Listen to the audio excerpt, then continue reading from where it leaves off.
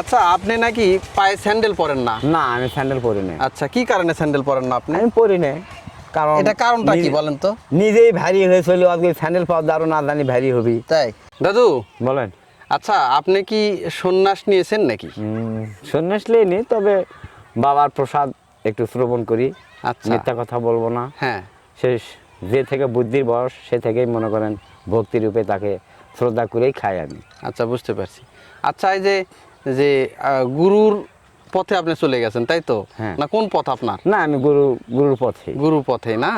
আচ্ছা, গুরু পথ আর সন্ন্যাস পথের মধ্যে পার্থক্য কি? হ্যাঁ আছে, সন্ন্যাস পথ হলো ত্যাগের ধর্ম।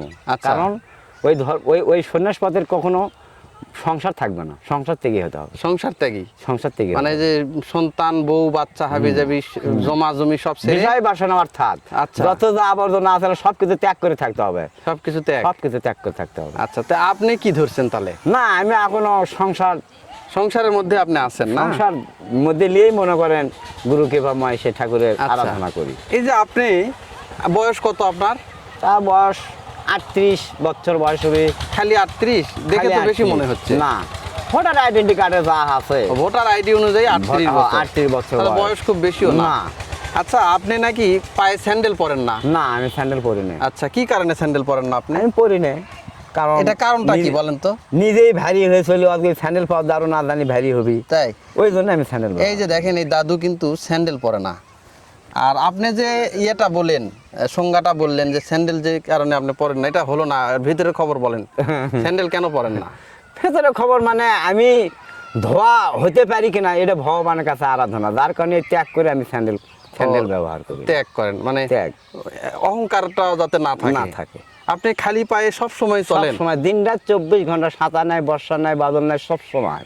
যদি হয়তো শহরে যাওয়া লাগছে, যেখানেই যাই, বা বিভিন্ন অনুষ্ঠান আদি যাওয়া আত্মীয় লাগছে, স্বজন বেটি ভাতিদের বাইরে গেলেও হ্যাঁ। আমার কাছে সল জোসের কথা, আমি স্যান্ডেল ছাড়াই যাই। স্যান্ডেল ছাড়াই? স্যান্ডেল ছাড়াই। আচ্ছা, আপনি কতদিন থেকে এই ধর্মকর্ম এই পথে আসছেন? এই গুরু ধরার পর থেকে, যে থেকে গুরু ধরছি সে থেকেই মনে করেন এই তাই? পথের প্রতীক হয়ে গুরু গেছে। ধরছেন আপনি? গুরু ধরছি। আচ্ছা, আপনি যে গুরুটা ধরছেন এটা কি গুরু? মহন্ত গুরু। মহন্ত গুরু না? মহন্ত গুরু। আচ্ছা, গুরু ধরলে গুরুরা কি বলে আপনাদেরকে? ভালো পথ ছাড়া খারাপ পথ তো কখনো কোনো সময় যেন শিক্ষার আলো দেবে না। শিখায় ইয়ে খারাপ পথ কখনো দেখাবে না ভালো পথ ছাড়া। গুরু ধরার উদ্দেশ্য হলো কার? ভালো পথে। আচ্ছা। খারাপ পথের জন্য লয় তো। আচ্ছা, এই যে যেটা খাবার দাবারে কোনো নিয়ম কানুন খাবার আছে? দাবার আছে, আপনি হয়তো প্রত্যেক দিন খেলেন, বৃহস্পতিবার রবিবার আপনি বাজার চলেন, কারণ ওই জীব হ্যাঁ। যত ত্যাগ থাকবে হ্যাঁ। তত সনাতন ধর্মটা টিকে থাকবে। টিকে থাকবে না? যত ত্যাগ না থাকবে, যত ভক্ষণ হবে, হ্যাঁ। তত মনে করেন জীবের মরণ হবে। মরণ হবে। তার মানে ত্যাগের যে একটা মন গুণধর। মানসিকতা, মন মানসিকতা এটা? এটা থাকতে হবে। হ্যাঁ। এই যে অনেকে বলে যে সংসারের মধ্যে থাকবেন কিন্তু সংসারটা গায়ে মাখাবেন না। না তো তাই তো, কারণ সংসার তো কখনো সাথে যাবে না। তাই? গায়ে মাকে একমাত্র ভগবানের গুণগান ছাড়া তো মানুষের নাম কখনো বদনে দেবে না। বদলে যাবে না? না না। আপনি বিয়ে শাদী করছেন? হ্যাঁ, করছি। বাচ্চা কাচ্চা আছে? 2 ছেলে 1 মেয়ে। বাহ। মেয়েকে বিয়ে দিছি, ছেলেগুলো হ্যাঁ। এখনো বিয়ে শাদী করেনি। হ্যাঁ। আপনি কর্ম কি করেন?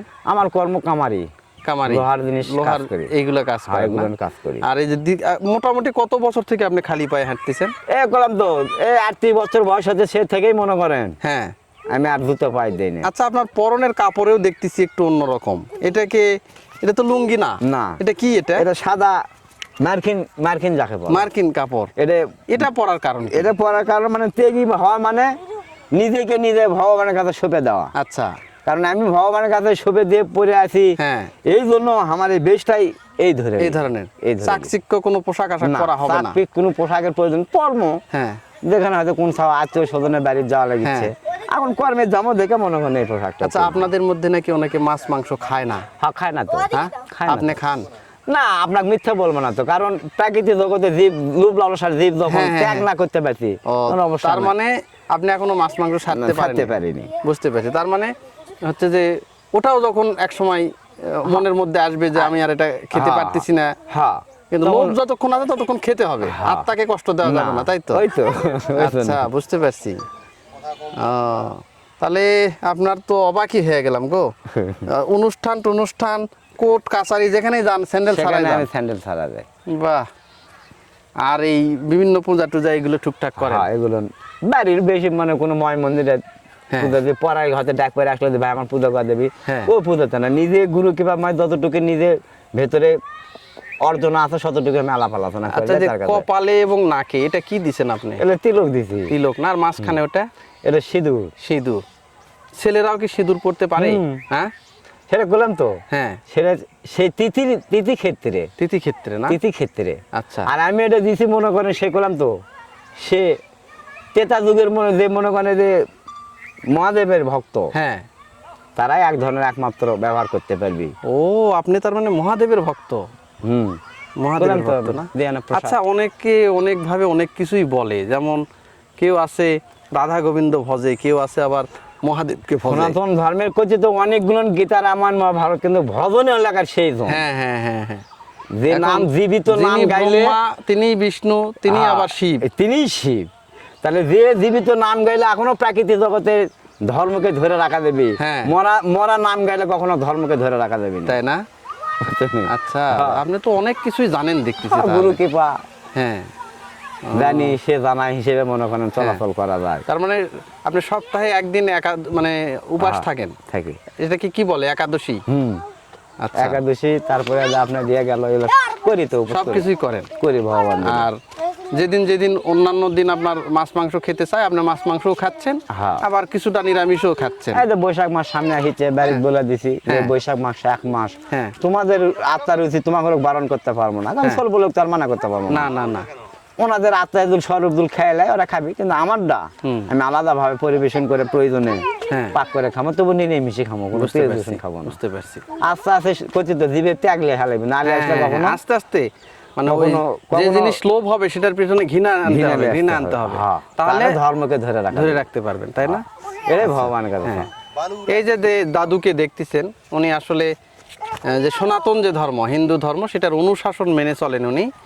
আর এই অনুশাসন মানতে গিয়ে তাকে কিন্তু অনেক কিছু স্যাক্রিফাইস করতে হয়েছে।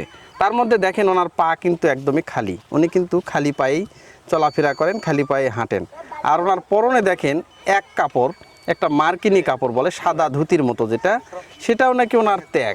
উনি যেটা বলতেছে যে আমি যদি একটু হয়তো ভালো দামি কাপড় চোপড় পরি, তাহলে আমার মনের মধ্যে হিংসা আসবে, লোভ আসবে, এগুলো যাতে আমার ভিতরে না আসে আস্তে আস্তে। তো উনি বলতেছে যে যে কোনো ধর্মে আপনি যান, স্যাক্রিফাইস বা উৎসর্গটাই হচ্ছে মেন। তো উনিও আসলে ত্যাগ করতেছেন আস্তে আস্তে। উনি যে সৃষ্টিকর্তার প্রতি, তার প্রতি যে তার একটা ভাব, সেটা যাতে উনি ধরে রাখতে পারে। অন্য কিছু বিষয় সম্পত্তি বা এই যে বিষয়ই যেটা বলে যে পারিবারিক যে আমাদের সয় সম্পত্তি, টাকা পয়সা, এই লোভ লালসা যাতে সে আস্তে আস্তে বিরত থাকে এগুলো থেকে, তাহলে কিন্তু নাকি উনি আসলে সে ধর্মে কর্মে উনি ভালো মনোনিবেশ করতে পারবেন। এই কারণে উনি নিজেকে এমনভাবে প্রস্তুত করতেছেন। উনি হচ্ছে 38 বছর বয়স। এই যে দেখেন মাথায় কিন্তু উনি তিলক কাটে, আর পরনে তার খুবই সিম্পল সাদাসিধা একটা ড্রেস, আর একদমই খালি পায়ে। তো উনি বলতেছে যে কাম, ক্রোধ, লোভ, মোহ, এই ধরনের যে ছয়টা শত্রু আছে, কাম, ক্রোধ, লোভ, মোহ, মদ, মাৎসর্য, এই ধরনের যে ষড়রিপু যেটা রয়েছে, এই ষড়রিপুই নাকি মানুষকে আসলে তার সমস্ত খারাপ কাজের দিকে ধাবিত করে।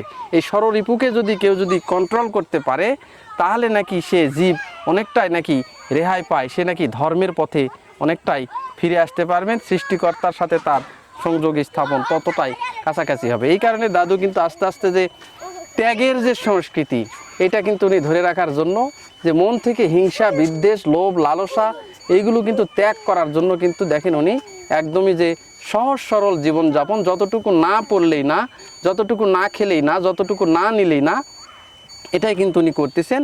আর কিছু কিছু সংযমও উনি করেন, বিশেষ করে খাবার দাবার যে ইস্যু, যে উগ্র যে খাবারগুলো, যেমন মাছ, মাংস, এইগুলো তো আসলে মানুষের যে মনকে চঞ্চল করে, উগ্র করে, কাম ভাব নিয়ে আসে বেশি।